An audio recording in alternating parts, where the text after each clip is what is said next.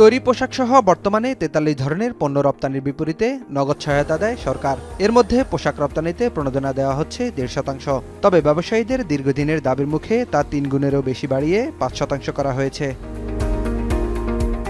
রোববার বাংলাদেশ ব্যাংক থেকে জারি করা এক সার্কুলারে এমন সিদ্ধান্তের কথা জানানো হয়। তথ্য বলছে, দেশীয় বস্ত্রে বিকল্প নগদ সহায়তার বাইরে ইউরো অঞ্চলে বস্ত্র রপ্তানিতে অতিরিক্ত বিশেষ সহায়তা 0.50% এবং নিট, ওভেন ও সোয়েটার সহ তৈরি পোশাকের সব ক্ষুদ্র ও মাঝারি শিল্পে অতিরিক্ত 3% বহাল থাকছে। এছাড়া অন্যান্য খাতে প্রণোদনার হার একই থাকছে।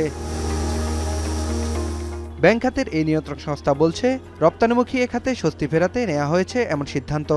যদি লোকাল বাজার থেকেই সুতা অথবা বস্ত্র সংগ্রহ করেন এবং সেটা রপ্তানি হয়ে থাকে পরবর্তী ধাপ অতিক্রম করে, তবে তার বিপরীতে বিদ্যমান যে ক্যাশ ইনসেন্টিভের হার 1.5% ছিল সেটা বৃদ্ধি করে 5% উন্নীত করা হয়েছে।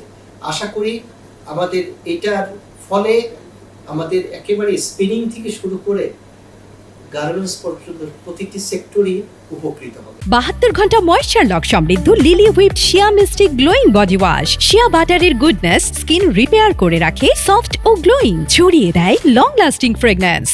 তবে 3 গুণের বেশি প্রণোদনাতেও সন্তুষ্ট নয় খাত সংশ্লিষ্টরা। তারা বলছেন, কাগজে কলমে 5% বলা হলেও এর আড়ালে রয়েছে শুভঙ্করের ফাঁকি।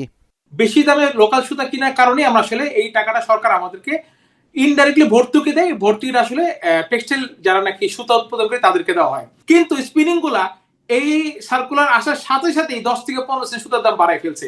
ফলে ছোট এবং মাঝারি গার্মেন্টস গুলো আসলে এই সার্কুলারের কারণে উল্টো ক্ষতিগ্রস্ত হতে যাচ্ছে। ম্যাক্সিমাম ক্যালকুলেশন আগে হতো যে 80 টাকা পর্যন্ত আমার কাপড়ের দাম হিসাব করতে পারতাম বা এরকম লাগতো আমাদের।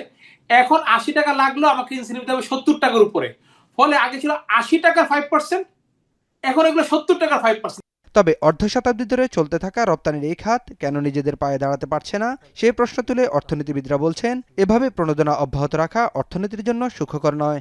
স্বল্প সময়ে হয়তো কিছুটা সুফল দিতে পারে, কিন্তু যদি আমরা একটা যেটাকে আমরা বলতে পারি যে সাস্টেইনেবল একটা যদি সুফল পেতে চাই, টেকসই সুফল যদি হয়, তাহলে কিন্তু তৈরি পোশাক খাতটাকে আমাদের নিজস্ব তাদের যে উৎপাদনশীলতা, সক্ষমতা, এইটাকে বৃদ্ধি করার কিন্তু কোনো বিকল্প নাই। তা না হলে শুধুমাত্র পণ্য প্যাকেজ বাড়িয়ে আপনি এটা ধরে রাখতে পারবেন না।